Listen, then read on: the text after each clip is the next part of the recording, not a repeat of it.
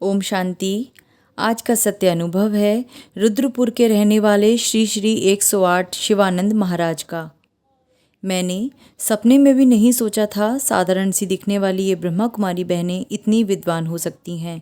इसमें भी आश्चर्य तो मुझे तब हुआ जब मुझे ये देखने को मिला कि ये तो एक से बढ़कर एक विद्वान हैं।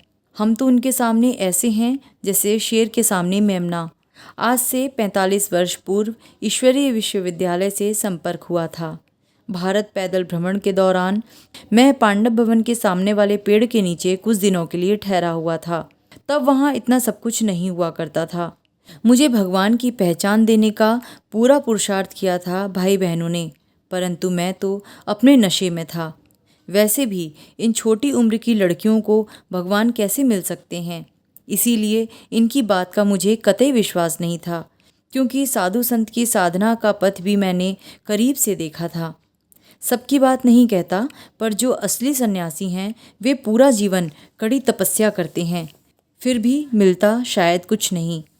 कभी कभी तो मैं ये भी सोचता था यह संस्था शायद पुरुषों को कमज़ोर समझती है और उनको नीचा दिखाने वाली है। इसमें महिलाओं की संपूर्ण भागीदारी से मैं आश्चर्यचकित था, क्योंकि आज के दौर में महिलाएं दुनिया की समस्याओं की जड़ सी बन गई हैं, जिस कारण विकार तो चरम पर है ही, परंतु शिक्षा का स्तर भी गिरता जा रहा है। धार्मिक संस्कारों की कमी, फैशन, चरित्र का पतन आदि आदि भी है। यहाँ मैंने इन सभी बुराइयों का पूर्ण अभाव देखा। सादगी और पवित्रता से सजी ये साकार देवियाँ हैं। यह सब अपनी आंखों से देखने के बाद भी बुद्धि का ताला बंद रहा, क्योंकि मैं था हठ योगी सन्यासी, और मैंने भी क्या नहीं किया। 2.5 वर्ष तक एक पैर पर खड़ा रहा, वर्षों मौन में रहा, अन्य का त्याग छोटी छोटी बातों पर कर देता था। जब तक बात मान न ली जाए मेरा अनशन जारी रहता था। शासन प्रशासन को कई बार अपनी हठ धर्मी से झुकाया भी है। बात तो मेरी सच्ची होती थी, पर तरीका गलत था। यह अब समझ में आया है। मैंने 4 वर्ष और 3 महीने भारत पैदल यात्रा की। उस समय मेरी उम्र 26 वर्ष की थी। उस दौरान आश्रमों, अखाड़ों, मंदिरों व साधु संतों के बहुत करीबी संबंध संपर्क में आया। मेरा मकसद भी यही जानने का था कि परमात्मा का स्थान कहाँ है। मैं हर बड़े छोटे आश्रम में गया, जगत गुरुओं से मिला। मैं तो सबसे मिला, परंतु मुझे ही कुछ नहीं मिला। हाँ, मैं चला था कन्याकुमारी से पहुंच गया ब्रह्मा कुमारी में। जीवन का वह पड़ाव भी आया जब मेरी बुद्धि का ताला खुला। हुआ यह कि मैं यात्रा कर नैनीताल के पास रुद्रपुर शहर आया और प्राचीन दूधिया बाबा संन्यास आश्रम में ठहरा। वहाँ की स्थिति बड़ी दयनीय थी। मुझे उसे संवारने की जिम्मेदारी सौंपी गई। जंगल ही जंगल, निकट शमशान घाट, पास में गंदी नदी, चारों ओर जंगली जानवर, फिर भी मैं वहाँ ठहर गया। एक बार तो तूफान में आश्रम की छत मेरे ऊपर गिर गई। मैं दब गया। 2 दिन बाद सकुशल जिंदा निकला। मैंने बहुत अथक मेहनत से उस आश्रम को संभाला, परंतु इन सब खटरागों में मेरा मन ऊब गया। मैं थक गया, निराश हो गया, मन ही मन छटपटा उठा। इतना सब कुछ करके भी खाली था। जीवन पूरा अस्त व्यस्त था। चारों ओर दिखावे व साधना के ढोंग मैंने देखे। सच को मैं छिपाना नहीं चाहता, बताने में शर्म भी कैसी। कहीं कुछ नहीं। मेरी श्रद्धा भी लड़खड़ाने लगी थी। गुरुओं की शान शौकत भी देखी तो संतों की भीड़ भी। तब जाकर वह दिन आया जब तलाश पूरी हुई, साधना शुरू हो गई, भक्ति पूरी हो गई। हुआ ऐसा कि दिवाली से 2-4 दिन पहले अचानक ही रुद्रपुर सेवा केंद्र की संचालिका बहन हमारे आश्रम पधारी। शाम का समय था। उजले उजले वस्त्र, बस 5 मिनट ही रुकी होंगी। न बैठी न जलपान किया, बस एक झलक देकर एक साथ सब दे गईं।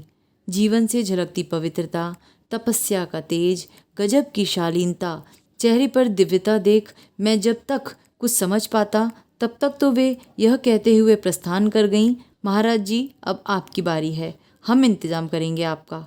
मैं कुछ भी समझ न पाया। दिवाली से पहले ही घर में जैसे उजाला हो गया। मेरी खुशी का ठिकाना ना रहा। मैं हैरान था। यह दृश्य इतना अलौकिक था, वर्णन नहीं कर पाऊंगा, परंतु सच्चाई छिपा भी नहीं सकता। मुझे रात भर नींद नहीं आई। मैं सवेरा होने का बेताबी से इंतजार करने लगा। और सोचता रहा, मेरे इस आश्रम पर, मेरे आवास तक आज तक किसी माता या बहन ने आने का साहस नहीं किया, पर ये बहन तो आश्रम का क्या, मेरे मन का भी दरवाज़ा खटखटा गई। मुझे तो माँ सरस्वती से कम नहीं लगी। डूबती नाव को जैसे दिशा मिल गई। मैंने ये सोचा हुआ था कि ब्रह्मा कुमारी आश्रम में बिना बुलाए कभी नहीं जाऊंगा। यह तो मेरा घमंड था। अब तो घमंड भी चूर हुआ और मैं नतमस्तक भी हो गया। एक विशेष बात, हम तो हठयोगी थे। साधना का तरीका हट था, समझदारी नहीं थी। मैं पान बहुत खाता था। मैंने एक ही रात में पान की निशानियां समाप्त करने का काफ़ी प्रयास किया। मुझे लग रहा था कि मैं कैसे सामना कर पाऊंगा। सुबह होते ही मैं आश्रम जा पहुंचा। लगा अपने परिवार में आया हूँ। स्वच्छता, पवित्रता और गहन शांति, मानो स्वर्ग में पहुंच गया हूँ। कहाँ तो मैं इतना स्वाभिमानी था कि अगर किसी जिद पर अड़ जाता तो बात मनवाना मेरे प्राणों की बाजी होती। स्वयं मंत्री या शासन प्रशासन ही अनशन तुड़वा पाते थे। मुझे लोगों के पाखंड रास नहीं आते थे। मैं कुछ कर डालना चाहता था। मैंने कईयों की धुनाई भी कर दी थी इसी कारण से, परंतु ब्रह्मा कुमारी आश्रम में गया तो झुकने की तो बात छोड़िए, मैं जमीन पर बैठ गया। सन्यासी नहीं, भगवान का बालक बन गया, नतमस्तक हो गया। सन्यासियों ने तो जगत को मिथ्या कहा, इन बहनों ने मिथ्या को स्वर्ग बना दिया। सबसे अच्छी बात तो यह कि हमने भगवान को ढूंढा बहुत, मिला कुछ नहीं। सारा समय जटाओं को बढ़ाने में, कर्म कांडों में बीत गया। जो किया दुनिया को दिखाया, पर भगवान को दिखाने के लिए कुछ नहीं किया। भगवान ने पता नहीं कैसे और क्या देखा मुझ में जो मुझे चुन लिया। शुक्रिया उस घड़ी का, उस लम्हे का, उस दिन का जो मुझे घर बैठे भगवान का परिचय मिला। इसके बाद मुझे आबू से विशेष निमंत्रण मिला, पर काया प्रवेश रूप में अवतरित हुए भगवान से मिलने का। उससे पहले मैं मधुबन माउंट आबू धर्म सम्मेलन में भी आया था। मेरा बहुत सम्मान हुआ था और दिल की बात कहने का सौभाग्य भी मिला था। पर जब शिव बाबा से मिलने पधारा तो बाबा से तो मेरा सीधा संवाद हुआ। बाबा ने किसी धारणा के लिए हाथ उठवाए थे। मैंने नहीं उठाया था तो बाबा ने कहा था, आप हाथ क्यों नहीं उठाते हो? फिर मैंने बहुत बड़ा हाथ उठाया और कहा, बाबा हम उत्तराखंड से आए हैं। बाबा मुस्कुराए और मैं भी।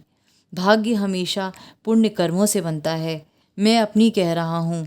मेरे जैसा हठयोगी सन्यासी पत्थर दिल पिघल गया। मैं दावे से कहता हूँ, भगवान से मिलना हो तो जाओ ब्रह्मा कुमारियों के पास और उन्हें सिर्फ आँखों से नहीं, दिल की भावनाओं से देखो। तुम्हें प्यार भी मिलेगा, भरपूर सम्मान भी और ईश्वरीय शिक्षा भी। मुझे सब कुछ मिल गया है। अब तलाश पूरी हो गई और क्लास शुरू हो गई। रोज़ मुरली सुनता हूँ। आप भी एक बार ब्रह्मा कुमारी आश्रम ज़रूर जाना। खाली हाथ जाओगे पर दिल भर कर लेकर आओगे, ये मेरा आपसे वादा है। तो ये था रुद्रपुर के रहने वाले श्री श्री 108 शिवानंद महाराज का सत्य अनुभव। हम ऐसी आशा करते हैं कि आपको यह अनुभव ज़रूर पसंद आया होगा। अगर आपके भी जीवन में भगवान से जुड़े कोई सत्य अनुभव हैं जो आप हमारे साथ साझा करना चाहते हैं तो कृपया हमारे चैनल के व्हाट्सएप नंबर पर हमसे संपर्क करें। तो हम फिर जल्द मिलेंगे आपसे एक और सत्य अनुभव के साथ। तब तक परमात्मा छत्र छाया में खुश रहें, बढ़ते रहें। ओम शांति।